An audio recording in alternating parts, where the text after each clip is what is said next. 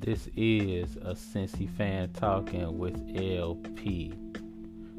You can catch me on Twitter. That's a Cincy fan talking. You say it like it sounds, just leave off the G.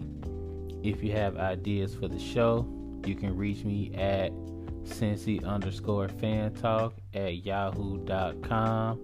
If you have any suggestions for the show, make sure you leave them there. Who knows, you might find yourself as part of the show. Any feedback would be definitely appreciated. And also, make sure you hit the Linktree page that's on my Twitter. Make sure you click on that. You can find all the different ways to contact me there. Enjoy the show.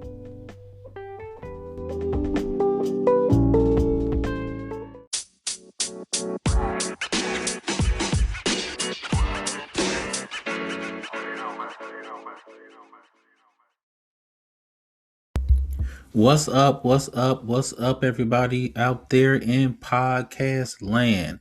Welcome to another episode of a Cincy fan talking with LP, and of course, this is yours truly, LP.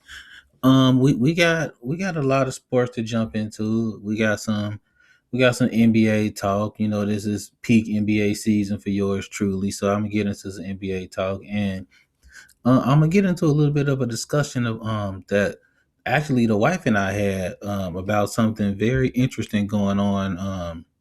You could say with the Bengals, but it has to do with a lot of different teams and players. So we're gonna go ahead and talk about that too. I also got another review for y'all. This I won't say this one is out there, but it's something I just literally stumbled upon, and you might find this show interesting. You might not. It might not be a cup of tea, but I'm gonna go ahead and put you on to it, so you can at least say, "Oh, I heard about this." So we're gonna jump into that as well. Um, Rest in peace to everybody that was caught up in that nonsense in Buffalo and in California. And I gotta put this out here first because it's been in my head ever since it happened and ever since I went down social media, which is something that you probably shouldn't do after horrific events like this happen. But um I'm watching the news and I'm looking at all this ridiculous nonsense happening out here, and I hit my Twitter feed and there's a ton of people, like way more than you would think, that's basically saying, "Hey, you know, this happens in every black neighborhood, and where was all of this press when this happened in Las Vegas, and this, that, and the third." And I just really started thinking that racism is really alive and well, and it really sucks. I mean, of course, it sucks, but when you really think about it, nothing has changed from the 1960s. Nothing has changed from the 1930s. There's this urge for people to see events like this unfold in front of their eyes and automatically try to rationalize it and say, "Hey, you know, this also happens here and it happens here and we didn't hear about it." Here's the thing you got to understand. When you say stuff like that, you're just creating the environment for stuff like this to happen over and over and over again. I mean, you got to understand, we're not saying that this doesn't happen in other places or to other races. We literally seen it happen in California with Taiwanese people. What we're saying is the environment for this to happen is just being built up more and more and more by people who are deciding to turn a blind eye to it. And if you don't think the environment is just ripe for stuff like this, really think about what you mean when you say, well, this happens everywhere. You know, I'm sorry for what happened, but this also happens in other places and we don't hear about it. It reminds me of my seventh grade classroom when you tell a kid that they can't I don't know, they can't pull their phone out. You're not allowed to pull your phone out in class while we're in class. Once class is over, you can pull your phone out. You can go ahead and check your phone, put it back up, leave the room. But no phones out while I'm teaching. Somebody pulls their phone out and they decide to just start using it. I say go ahead and put your phone in the box. You get your phone back at the end of the class. Oh, well, so and so was using their phone last week and you didn't say anything about it. I'm not really sure what that had to do with this situation right here because I'm talking to you about your phone. I took care of what you're talking about last week. Maybe you didn't see it. But when an environment is created like that, when people aren't taking accountability for what's going on, or if they're not doing it, but they go like, well, so and so didn't get in trouble, so why can't I do it? That creates in my classroom a culture of, hey, I don't really have to take accountability for what's going on, so it's just going to keep happening. It's kind of like this here because what's happening is you have a lot of people that aren't saying that it's wrong, but at the same time, they're saying, well, you got to understand it happens everywhere. So, what does that have to do with what happened here? Like, that has very little to do with it. And you hear a lot of stuff like, well, what about Chicago? And by the way, why is Chicago always the city that gets thrown out? Like Chicago is the epicenter of ruin in urban America. I've been in Chicago a couple of times. It it's not a war zone. Trust me. And we went through more than a few different neighborhoods. I don't even think the kids knew that we were in like urban neighborhoods where all of the nonsense and the murders and stuff happens. I don't even think they understood that because we went through and people were just living their everyday lives. I mean, Chicago is not, I mean, true, we can do a lot better in helping our brothers and sisters out there. And that's the thing. Us as black people, we've been trumpeting this for decades, and not just Chicago, but in all of our urban cities. That's why we have mentoring groups. That's why we have midnight basketball. That's why we have outreach with police officers. There are a lot of things that we as black people are trying to do to help ourselves. But as soon as a tragedy happens, everyone that feels like that is quick to say, well, black people are killing black people. We understand that. And we are trying to help with that. But it doesn't help when people pull out that card every time something bad happens that's racially motivated. You're not really helping the situation. It really sucks to have these conversations, and that's why I make sure to surround myself with people of all races that understand that we need to work as one in order to help everyone. That's why I intentionally on social media surround myself with folks that we're all like minded. We all feel like, hey, if we can be good to each other and if we can help ourselves out and help each other out, then we can kind of make everything a little bit better one step at a time. But it just really sucks that this entire environment is just being peaked by racism. It really sucks. I mean, if you don't believe me, snatch the PS5 or the Xbox controller out of your kid's hand, and just go ahead and open up a game and play a couple people online. It is bad, and the gaming community is it's always been bad. I think. I mean, what I like about the PS5 so much is the fact that you can disable the chat completely, and you can just play against other people and not have to hear their voice.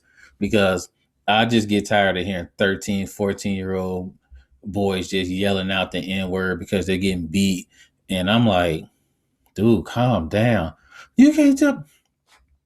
Just hit the chat. Just hit disable chat. I don't think I've opened up the enable chat feature one time since I got my PS5. It's been an awesome experience to just play with complete silence.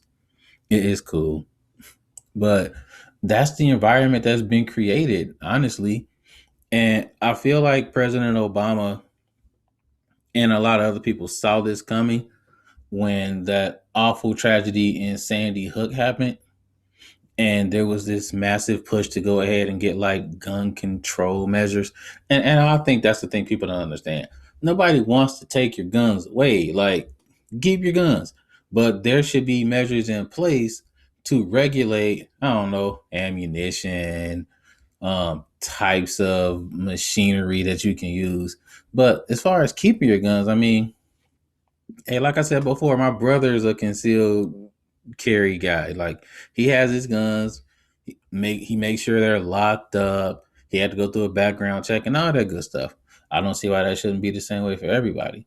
But I think once that tragedy happened and there was absolutely no change, and by the way, this was, I mean, I can't really say it was racially motivated because I don't think it was. I mean, it was somebody that shouldn't have had a weapon, and he used it and he killed innocent children and teachers.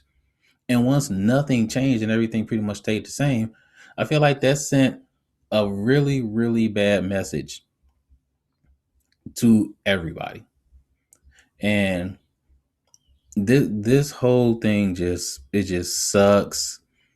And I'm praying for everybody out there, and let's all just try to be as safe as possible, and just end the hate, because everybody's just trying to live life, man. And they're trying to get money and raise their kids and just see great moments happen, and to have to go to a grocery store and lose your life, it's absolutely ridiculous. And I don't really see how rationalizing it by saying, well, it happened here and it happened there. It really doesn't matter, because it happened here with somebody who was truly motivated to end the lives of black people.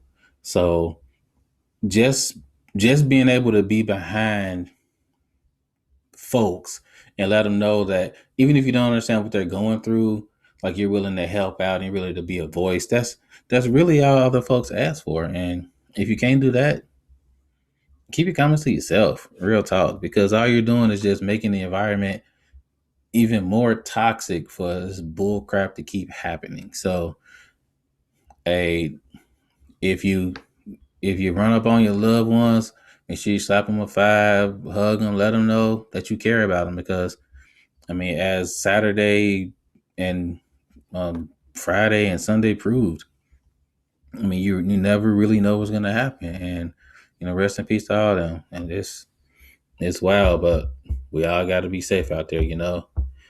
And we're gonna go ahead and switch gears real quick,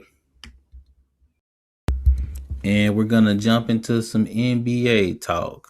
Um, hey, your boy LP was right and he was wrong. So, um, we got the Celtics going against the Heat in the Eastern Conference Finals, and man, this is one of those things where I really thought the Bucks were going to take it. I mean, if I would have put money down, I would have put it on the Bucks. Real talk. And I'm kind of happy that we can't online gamble in Ohio, because I feel like I had lost a whole lot of money already, because sometimes I'll be like, I got this. I'm about to get the dub. We're about to win it. And it don't work out that way. Sports gambling has to be one of the hardest things to do in the history of life, especially football. I would never bet on a football game because you never know what's going to happen. But long story short, I thought that the Bucks had the best player on the court, and they did. Giannis was a beast. He's the only player ever, ever, ever to hit for 200 points. I think 50 rebounds and 50 assists. Might be 100 rebounds and 50 assists. Something like that. Either way, he's the first person to ever do that. He was the best player, but the Celtics had the best team, and you got to give it to them for what they did in Game 7 to just run them off the court like that. Hey, the Celtics deserved the win, even though I didn't think they would get it. I thought it was Bucks in 6, but for what the Celtics did, they deserve it. All props to them. I can't see them beating the Heat though. I feel like the Heat, they have the best team. I feel like the Heat has the best team, and I feel like this time the Celtics might have the best player in Jason Tatum. But the Heat just have a great way of playing ball. It's team ball and it's oriented on defense. I mean, you're not scoring in the perimeter on them like that. Like it's not happening. That's why I feel like it'll be the Heat in 6. It'll be the Heat against the Warriors. I'm thinking. Hey, I mean, what can you say about the Warriors? You got Steph, you got Clay, and they going on beast mode against the Mavs.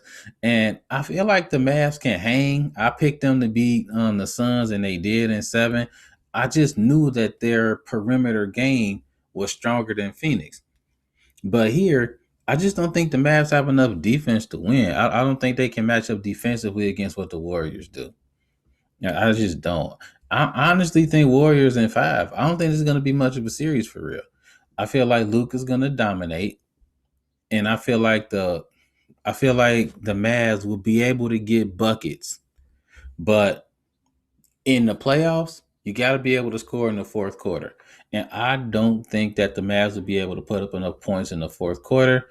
And I think that their defense is just going to get ran through by Steph and Clay. And it's Mavs people talking mess about Steph like he's not one of the best to ever do it in the playoffs. They say he got carried by Durant, and the only one that he won, not on his own, but with Steph, with Clay and Draymond. They say that the Cavs had lost their second best player and their third best player, so he should have dominated. I think it's all BS for real. And I feel like Steph is about to step up and show everybody what it is and what it was and what it should be. So I got the Warriors going against the Heat in the NBA Finals. Let me know if I'm right. Let me know if I'm wrong. But I mean, that's how I feel about it. I don't know who's gonna win that one yet. You gotta give me some time to think about that. Plus, I gotta see if they actually make it to the final. So we'll see. It should be some good. It should be some good games though. It should be some good ball. Celtics and the Heat should be the best series, I think. I mean, the Warriors and the Mavs would be entertaining from an offensive perspective. I mean, they'll put up buckets, but Celtics and the Heat, that's just gonna be some gritty ball. You might see some schoolyard fouls right there. The fouls that happen on the blacktop where you push the mess out of somebody and then they get up and you think they're about to fight. And then it's like, nah, just take the ball up. You might see that a lot. The old school Knick basketball. Man, the Knicks used to just punch people. I used to feel bad for Jordan and Pippen back in the day. Like, they used to just drop elbows from the top ropes on people, like do do do. Well, Anthony Mason, John Starks, all them some goons. Like I hated them. Like, real talk. So the wife and myself, just to kind of preface this, I've been I just been finding like weird stuff to watch on the tube. I won't say weird, but it's stuff to kind of tickle my fancy. So I sit down and I turn on the documentary, the 30 for 30s. I turn that on. And the wife sat down and she get interested. Now, she hated sports when we first met, way back in the day. Like she didn't know the rules of football. Like she didn't understand what pass interference was. She didn't know what holding was. So her growth has been absolutely astounding, y'all. Like she's to the point now where it's like, why they playing zone defense? All they gonna do is just give up yards and then kick a field goal.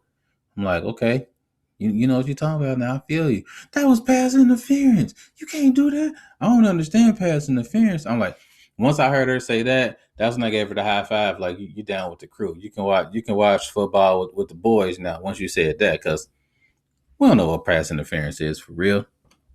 But anyway, we sitting down and we're watching. What was it on 30 for 30? We're watching This Magic Moment. Yeah, that's what we was watching. Now, if you haven't seen it, I would definitely fire up the Netflix and check this out. It's basically the story of the Orlando Magic, um, specifically in the 95 to the 97 seasons.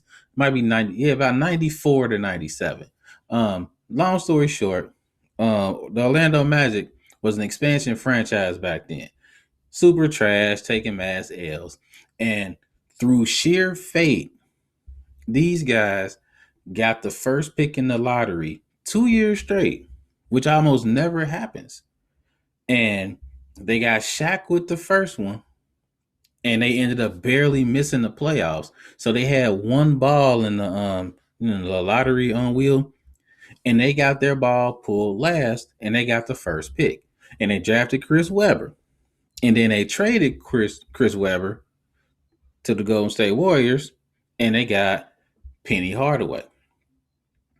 And basically, here's what the wife and I were discussing, because we're watching this, and it's intriguing because we remember when they were trash.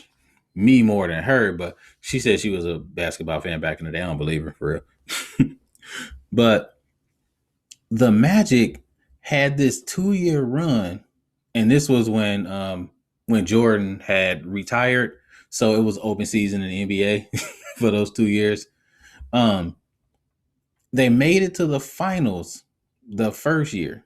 They had Penny, they had Shaq, they had Nick Anderson, Dennis Scott, such underrated shooters. Real talk, they used to just blaze on people, and they made it to the NBA Finals. And they have a really, really young team, and everybody's like, "Yeah, this will be a great team. They'll be getting it in for years and years and years." The next year, Jordan was really Jordan. They beat Jordan that first year, but Jordan was wearing the number 45 jersey. He really didn't look like himself. He came in mid year and they scraped him up. The next year, the Magic, they're like, we're about to take it all the way this year after getting swept by the Rockets in 4 games. And they ran into a buzzsaw because Jordan was like, "Hey, I'm back." He in the number 23 jersey this time. And the entire series, he was giving them work. I remember this like it was yesterday. Jordan was pissed. And he let it be known, like, "I'm back for real." And they swept the Magic in 4. Now, everybody assumed that the Magic would be like this great team for years and years and years. It didn't work that way because after they lost in the playoffs that year, Shaq went to LA and linked up with Kobe, and they did their thing. Penny got hurt, and his knees got messed up so bad to the point where he wasn't what he was before. And then he got traded to Phoenix. And then after that, that was it for the Magic. So while we're watching this, the wife is like, "This is what I'm saying about the Bengals. This is what I'm saying about the Bengals." I'm like, "Slow your roll, chill out, chill out." She's like, "Man, I really wish they would have won." I'm like, "Pray tell?" Like, what you talking about? She's like, "You just never really know what's gonna happen. So you gotta take advantage." I'm like, "Wow." I ain't even let her finish. I'm like, "Wow." And she like, "What?" I'm like, "You absolutely right. You never really know. You just don't." And that's why I'm kind of telling people, as hype as I am about the Bengals, as juiced up as I am for Burrow and for Chase and for T. Higgins and the defense that's building up, we got to understand that the Bengals have to take advantage of their time because nobody really knows what's going to happen. We're talking about sports, y'all. We're talking about sports. Dan Marino, one of the best quarterbacks to ever do it, made it to the Super Bowl in his second year. Second year in the league, they got blitzed by San Francisco, I believe. And everybody's like, "Well, don't worry about it. This is the first of many. Check out how good he is right now. He'll be okay." Marino never made it back to the Super Bowl. Never. I think they might have made it to a championship game, a conference championship game once. But as great as Marino was, he never got over the hump.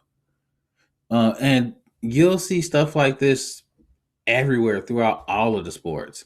The Orlando Magic, Michael Vick. There's just so many people where you looked at their ascension and you're like, "Man, if they keep up like this is going to be good times." And that's the key. If they keep up like this, the Bengals have to take advantage of this time frame, even though they're in a really tough conference against really tough teams. Nothing's promised, y'all. Like, nothing is. Um, the Bengals got really, I say lucky for one reason. Now, I don't say lucky like, they got lucky to beat this team and that team. If your quarterback gets sacked 8, 9 times and you still win the game, that's not luck, folks. Like it really ain't. That's your quarterback decided that he wasn't losing the game. That's what that is. They beat Tennessee off sheer Burrow, I'm not losing this. They beat Kansas City off an excellent game plan.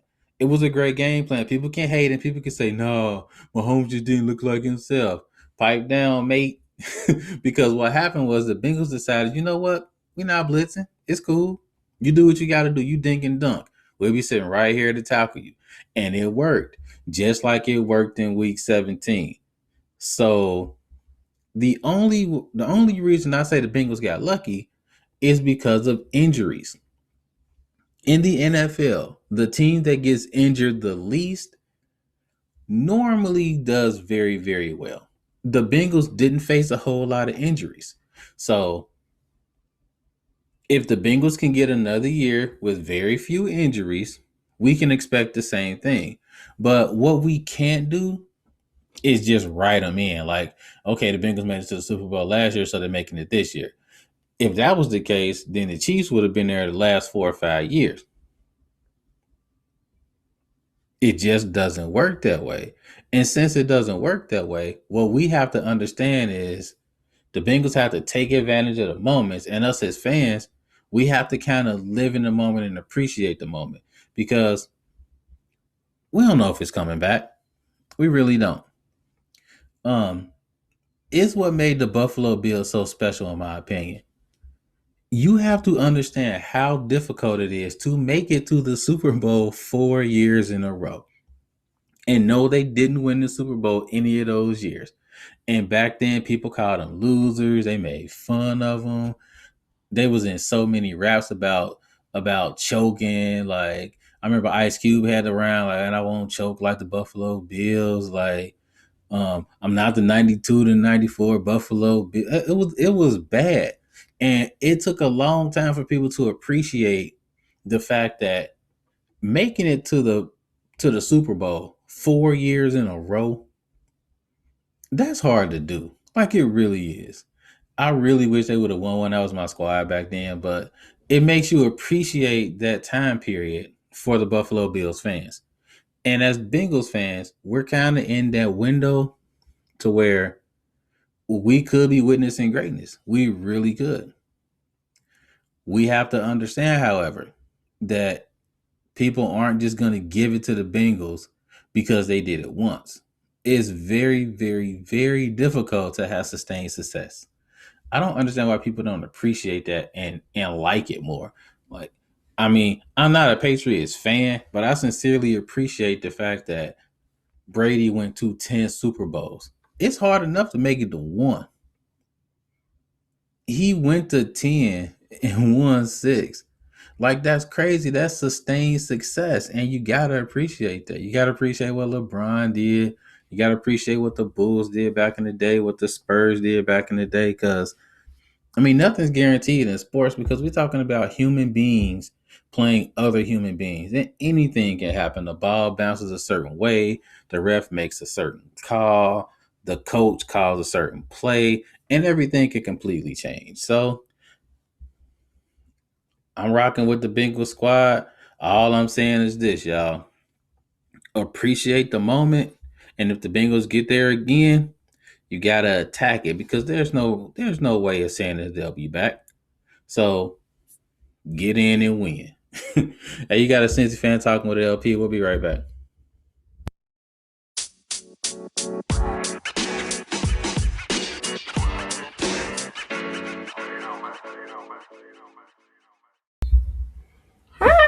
Hi, I'm Princess and I'm Queen. This is Daddy. You have to say, and this is a Cincy fan talking with LP. And this is a sensitive fan talking with LP Daddy. Nice job. Mm-hmm. What's up? What's up, y'all? Welcome back. Welcome back. Welcome back to the pod.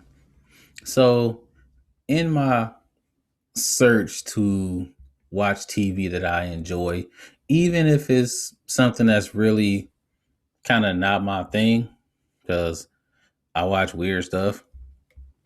Um, I'm scrolling up and down the guide on the Spectrum TV. Um, I got to be one of 12 people I know that still have cable TV. We got a weird dynamic in the house, you know. I got the daughter with autism, and you never really know what she might want to watch and when. So stuff might just pop up in her brain, and she's like, "I want to watch that," and we got to have it on top. We got to be ready. We got to be flexible, and cable provides that flexibility. Now, I I've routinely stated on this here pod how much I despise some of the stuff that Spectrum does. Um, from billing to the fact that they just took NFL Network off and put it on a different tier to make you have to pay for the NFL Red Zone channel, which was absolutely dirt balls, and I didn't pay for it for like a year and a half out of protest. Like I was super salty about that. Lately, Spectrum has been doing pretty good, so I haven't really said much about them lately. That was negative, so I guess I got to give them props for that. So I'm perusing through the guide, you know, trying to see what I can see, and this banner keeps popping up. And it says something called long slow exhale.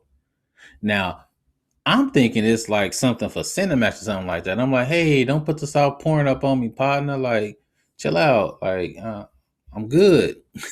And I kept seeing it. Then I remember, oh yeah, Spectrum's doing original TV shows now, original series or whatever. I still didn't care about it. I think it was like a week later. I just kept seeing it up. They kind of put it up as a banner between channels. So you'll be like channel 16, 20, then a banner, then channel 16, 21, 22, or whatever. So I just click on the banner to amuse myself, see what it's about so I can start wondering. And it said that the show was about a women's college basketball team that was going through turmoil both on and off the court. I'm like, really? I'm in the hoop. Like I told y'all before, I'm in the hoop. Women's, men's, hey, 3-on-3, like the big three tournaments, the TBT tournament. Man, you show me a hoop, I'm watching. So I'm like, this is about a women's college basketball team? You don't really see that every day. You don't really see a whole series built around a women's college basketball team and their struggles on and off the court. I'm like, is this a documentary? Is this real? So I click on it, I watch it, and in typical LP fashion, I watch one episode, kind of hated it till the end, and then I was like, you know what? I remember what happened with Bel Air. I'm just gonna keep watching it. And since I watched the entire thing, I'll tell you what I thought about it. Now, the fact that Long Slow Exhale is about a women's college basketball team automatically lets you know that this is a little bit different. Now, it's put on by Spectrum and BET. Honestly, when I saw it by BET, I got a little disheartened. I was like, this is about to be trash because only seen like one or two good shows BET ever put out in life. But I'm like, maybe with Spectrum behind, it'll be okay. Now, let's go over the good. The acting is fantastic. Um, with a couple of exceptions, we're gonna get into that in the bad. The acting is great. And not only that, but they're covering really relevant issues with basketball players going on today. Everything from infractions to what goes on off the court with them personally, um gender sexuality, um being basically a broke college student and a hooper and having to know what to do, having to figure things out, what the coach has to go through on a daily basis. They even went so far as to like cover the associate coach and the struggle that she had trying to get promoted because she felt like she was good enough to, you know, be the assistant head coach, but the head coach thought she wasn't ready. It was a really good parallel there too. I don't want to get too much away because um, I say this is the other good part too. The hook, like the overall arching problem, keeps you hooked until the very end because there's so many twists and turns. You go like, okay, I know what's about to happen. Oh wow, really? Okay, I know what's about to happen now. Oh really? And just watching the drama aspect of this is compelling. I think I watched like 4 episodes in a row. I'm like, did I just watch 4 in a row? Because you want to know what happens next. And that's the mark of a good show. If you watch it and you go like, I gotta see what happens next, that's that's good TV right there. Now that's the good. The bad is the part that brought this down a lot for me because, like I said, I'm a hooper. Like I like hoop. I coach hoop. I watch hoop. I like basketball. I'm not about to buzz into the Curtis Blow for y'all. I'm not about to start rapping basketball. So I know some of y'all was scared. I'm not about to do that.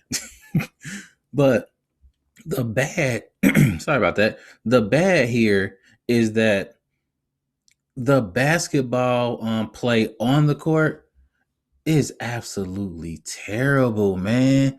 Like the way it's shot, the movements, the way they zoom in on people. Sometimes the basketball players that they chose really didn't even look like basketball players. Like they really didn't. And I'm looking like, this a good team? Like you shot like that and this a good team? Oof. I really thought that they could have did more just kind of getting them situated to look like actual basketball teams. Sometimes the coach would kind of be like, I'm like, you really said that to them before they went out on the court? That's weird. Like, I don't know about that. I don't know if I would have did what she did. The basketball play, like, the basketball action, it really brought this down a notch for me. Because I'm like, if this is a show about basketball, and this is like a top flight women's basketball team in college, it shouldn't look like this because I respect the women's game a lot, and like the way the women on the court, the way they just seem to connect with each other in the passes, and then you'll get the backdoor cuts with the bounce pass. Like they really do their thing out here. Like when the women's basketball team gels, the passing is crisp, the jump shots, the form is technical, man. This looked bad. And I'm not saying, if you're a basketball nut like me, you're going to look like this and be like, oh, wow. This isn't like, technical stuff that only basketball junkies will notice. My wife popped in and started watching a little bit. She was like, this a basketball team? A college basketball team? Like it was bad, man. And out of a 5-star review, I would have gave this 4, but off the basketball play, I can only give it 3.5. Like for real, like 3.5 out of 5. If I'm going with them taking the basketball play out, solid 4. Everything off the court, awesome. Great storyline, great curve, great acting. It's just the basketball play dropped it down for me. And when I say basketball play, I don't mean women's basketball play as I stated before, because women can hoop. I mean this basketball play. It just wasn't good. It could have been acted better. Um, I would say definitely watch it. Is is something that needs to be seen because I don't think they're would I say they're breaking new ground? In some ways, yeah. Some of the storylines definitely break new ground.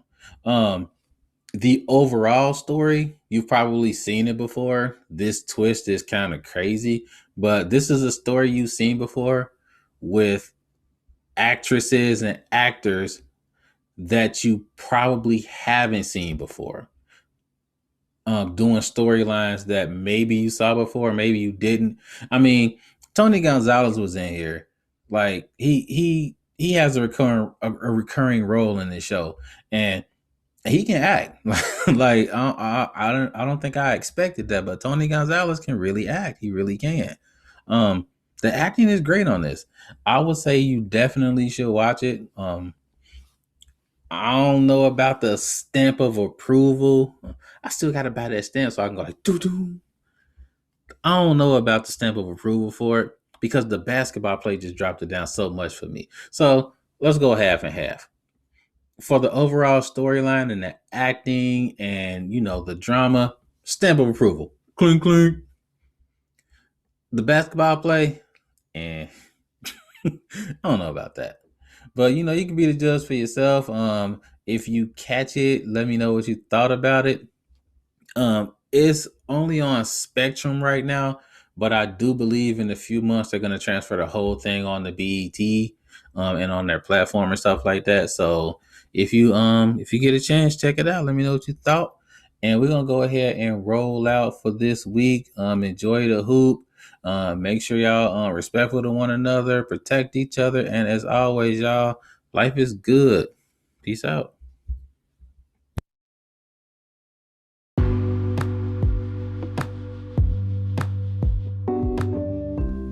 If you're not ready for the conversation to end, I'm not either.